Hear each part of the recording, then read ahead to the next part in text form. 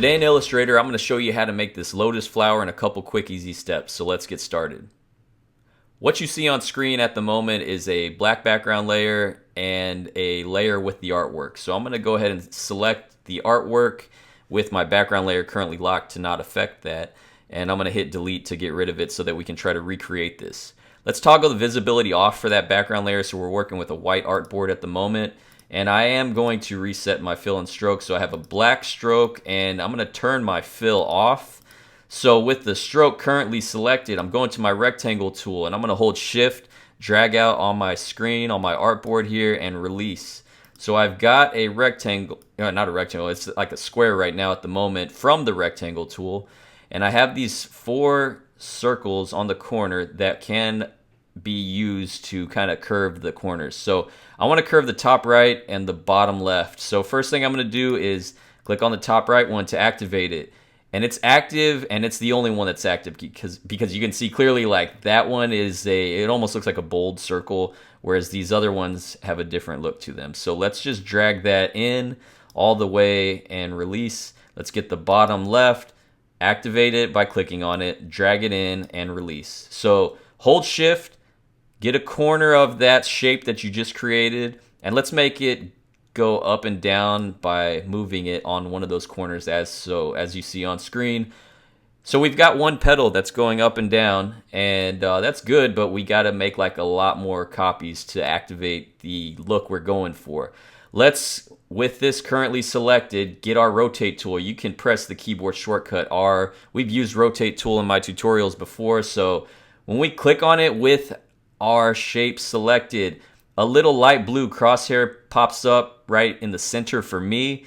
You need to hit option, you need to hold option if you're on a PC. If you're on a Mac. If you're on a PC, it's going to be the Alt key. So again, anytime I say option, it's because I'm working with a Mac. So just think Alt if you're on the PC, but option, holding option, drag with my mouse down until I get to this bottom little square anchor, and it kind of like snaps. You'll feel like a little snap in a way right there, and just release. And you can see what's happened is the rotate dialog box pops up and the petal turns to the left a little bit on screen. It's because I have a rotation angle at 22.5 degrees right now. Yours might not be that way, just it's based on whatever settings you were using last. So put it at 22.5 just to kind of try to match up with mine for this first example, and then try your own thing in the future just to make some adjustments, see if you can make it look a little different. But I'm hitting copy, and when I do that, it brings my initial one back, and then I hit Command D or Control D if you're on a PC, but Command D because I'm on a Mac, and I've made 22.5 degrees of rotation on every single petal around perfectly. So the lotus shape we know is basically going to include like a petal here, here, here, and here, along with here, here, here, and I guess right there. So we need to get rid of the garbage at the bottom. So let's go ahead and, with our selection tool, drag out a selection on the screen. It's going to be this top portion that we want to keep. So this is going to sound weird, but I need to cut this. So I would hit Command or Control X on my keyboard, or just go to Edit and then Cut if I don't remember how to do that. It's basically put that on our clipboard or whatever you want to call it, and it's going to be there when I try to copy something in just a moment. But let's drag out the selection of the stuff on the bottom, hit Delete, and remove that stuff at the bottom. Let's paste this in front, so Edit, Paste in Front, or Command F, and there's our shape that we're going to be using to create that lotus effect. So we need to put a gradient on this thing. So right now we have a stroke. We don't want the stroke anymore. We've had enough of it, so let's hit none. And then we're going to put our fill in the foreground. Now my gradient panel is already active and selected because I always use this workspace, but if you don't have it up, go to Window and then Gradient. Command F9 is that keyboard shortcut. And then you'll get something that looks similar to this. You have a linear gradient, a radial gradient, and a freeform gradient. Those are different options for the gradient. For this lotus, though, I'm going to use the linear gradient, and you can see what's happened. It applied multiple gradients over each one of these little shapes for the petals.